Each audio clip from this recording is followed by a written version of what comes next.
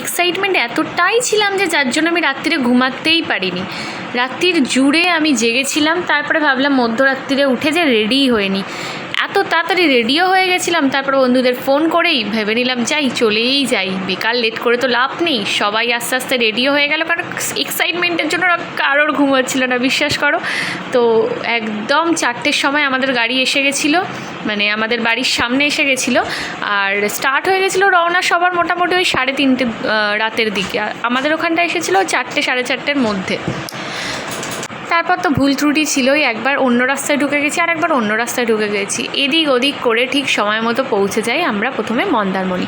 মন্দারমণির পরে আমরা যাই তাজপুর। আমার বিশেষত্ব লেগেছে মন্দারমণির তুলনায় তাজপুরটা অনেকটাই সুন্দর। আর তাজপুরে অনেকগুলো বিচ আছে, মানে বিচটা একটাই আছে, ওই যাওয়ার রাস্তা অনেকগুলো আছে। তবে লোকাল কারোর থেকে জেনে নেওয়াটা ভালো যে কোন বিচটা, মানে কোন রাস্তাটা ধরে গেলে পরে ভিউটা সবচেয়ে ভালো পাওয়া যায়। তো আমরা লোকাল একজনের কথা শুনেই গেছিলাম, আর সেখানে গিয়ে মনে হলো যে মন্দারমণির তুলনায় অনেক বেশি শান্তির আর অনেক বেশি সুন্দর হচ্ছে তাজপুর। আর মানে পেছন ঘুরে দেখছিলাম কি সুন্দর সুন্দর কাঠের তৈরি ছোট ছোট রেস্টুরেন্ট ছিল। আর এখানেও বেশ সামনেটাও বেশ শান্তশিষ্ট ছিল, আর প্রচুর ঝিনুক ছিল, দেখতেই পাচ্ছেন।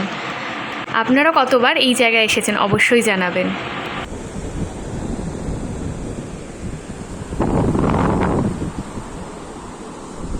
This is Tajpur.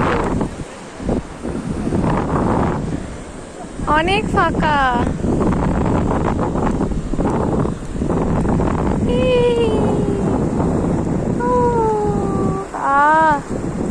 শান্তি।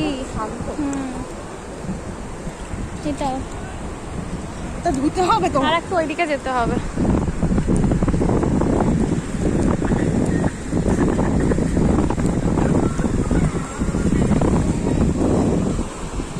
আমরা যাচ্ছি ঝিনুক ধুতে। এখানে এমনিতেই লোকজন খুবই কম, দেখতেই পাচ্ছ, লোকজন নেই বলতে গেলে এই জায়গাটাতে। হয়ে গেছে। ও মা, বেশ সুন্দর লাগতেছে।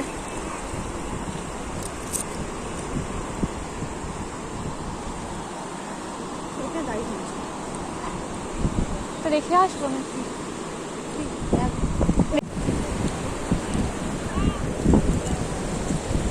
আমরা বাবা সব কটা জামাই ভিজে যাচ্ছে। এ লে